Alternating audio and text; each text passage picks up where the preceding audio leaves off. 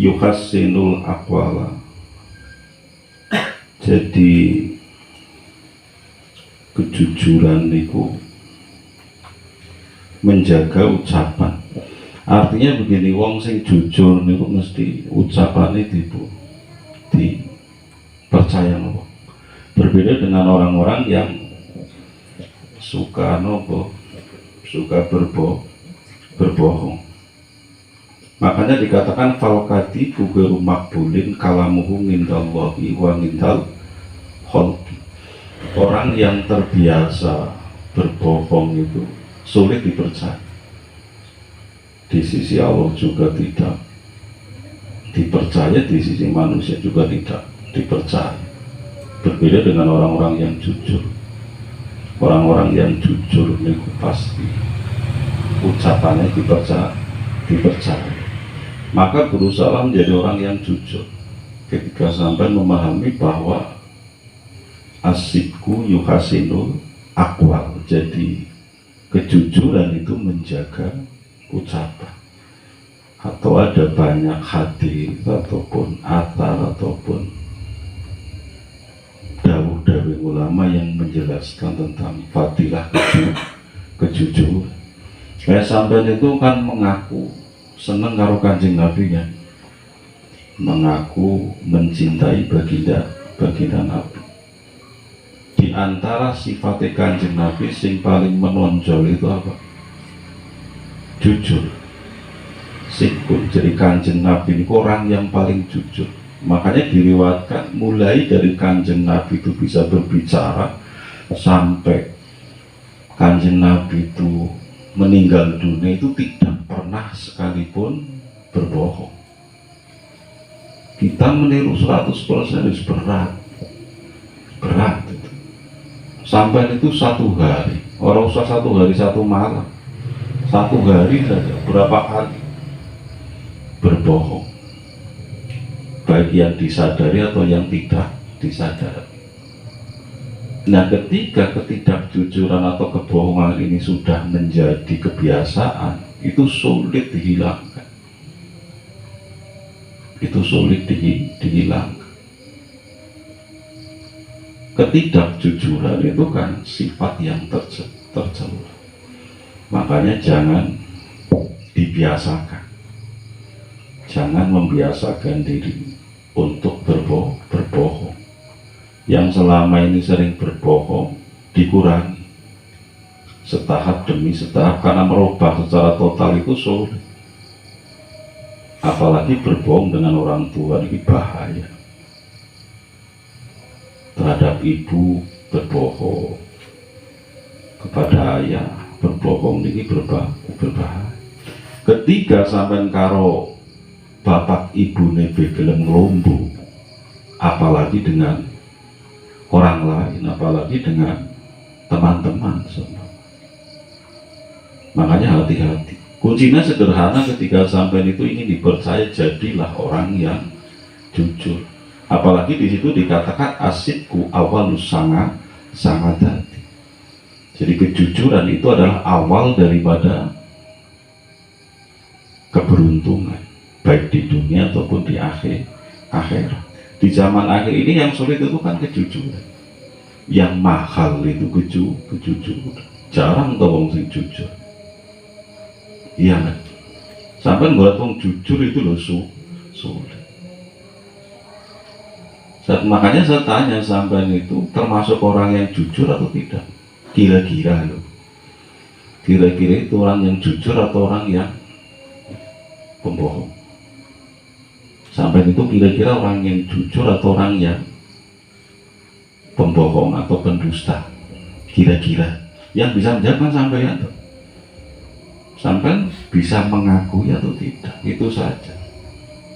Mengakui ini kalau sampai ketika sudah terlanjur, ya akuilah di hadapan Gusti Allah, kemudian taubat. Sebab dikatakan al-muqirru bitaksir abadan mahmud. Orang yang mengakui kecerobohannya, orang yang mengakui kesalahannya, itu selamanya dipuji oleh Gusti Allah. sampai dipuji nang menungsa saja senang, apalagi dipuji oleh Gusti Allah. Seharusnya seperti itu. Tapi kebanyakan menungsa kan tidak seperti itu kan. Lebih senang dipuji nang menungsa dibanding nang Gusti Allah. Artinya begini, ketika selama ini sampai itu dirasa-rasa kok pendusta atau pembohong, ya seharusnya ya cepet-cepet nopo bertobat karo Gusti Allah. Kemudian meminta maaf kepada orang yang dibohongi, yo repot tuh. Yang selama ini dibohongi siapa saja, minta maaf. Ya lu ngapurana ya maksudnya ngelumpur sampai bocah siji ke sini lumpuh bocah pirang-pirang. Surat bengel. Makanya hati-hati. Jadi ketika selama ini menjadi pembohong, berubah setahap demi setahap, memohon ampun kepada Gusti Allah, tobat karo Gusti Allah, mengakui kesalahannya. Paham ya, ini pentingnya ngaji itu seperti itu. Jadi sering saya katakan setahap demi setahap diamalkan. Aja kemudian ngaji tapi ora gelem ngamalaken.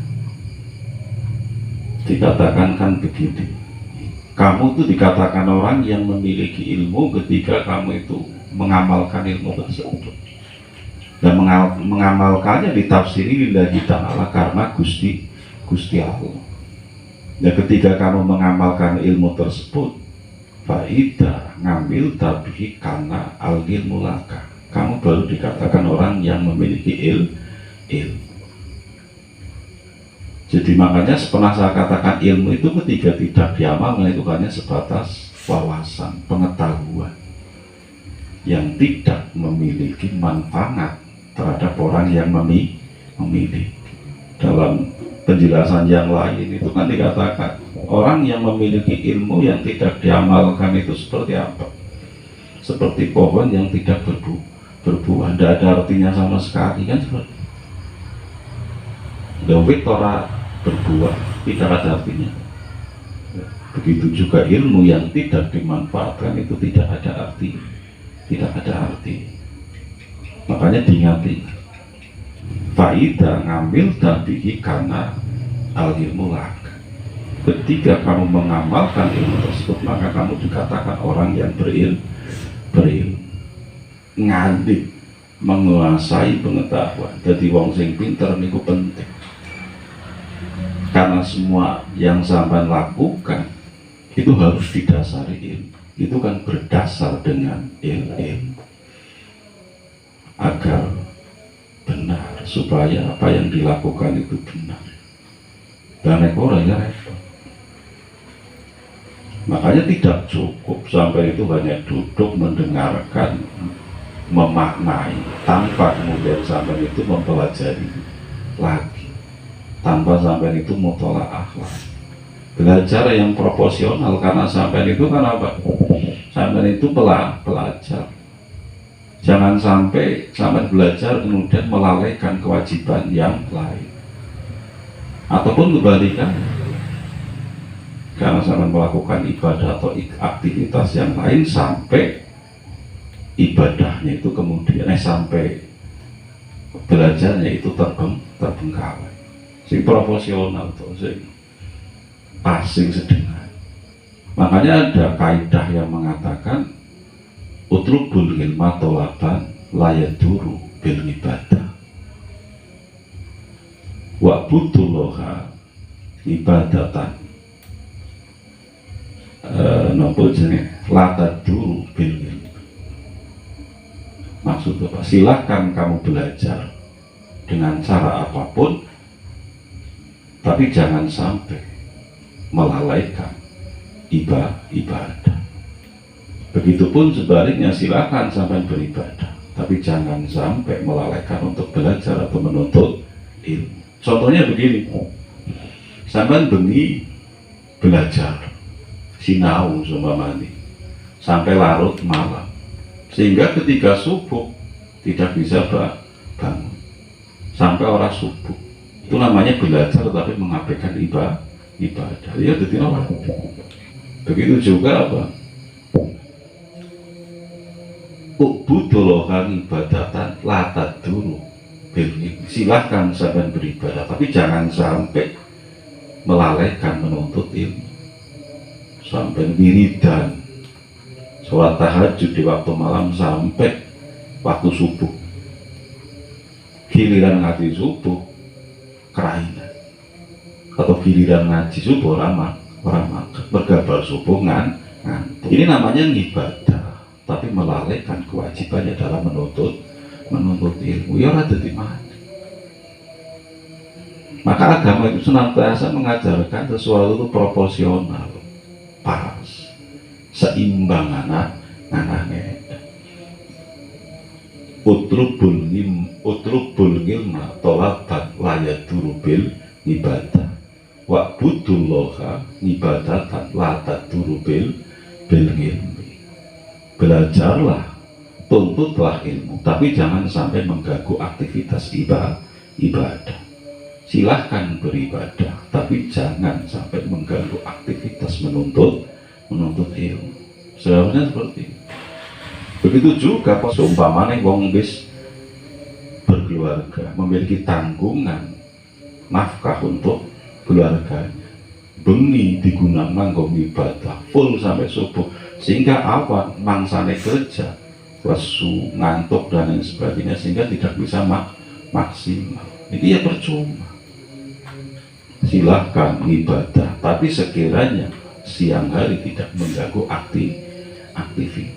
Atau kebalikannya, kerja oleh duit sampai melalaikan apa, ibadah. Ini ya percuma. Paham? Jadi seimbang. Ketika siang hari beraktivitas, ya cukup ibadah secukupnya saja. Sekiranya siang itu tidak sampai lesu, siang itu sampai ngantuk. Begitu juga, silahkan mencari nafkah, bekerja, beraktivitas apapun, tapi jangan sampai melalaikan kewajibannya, jangan melalaikan ibadah.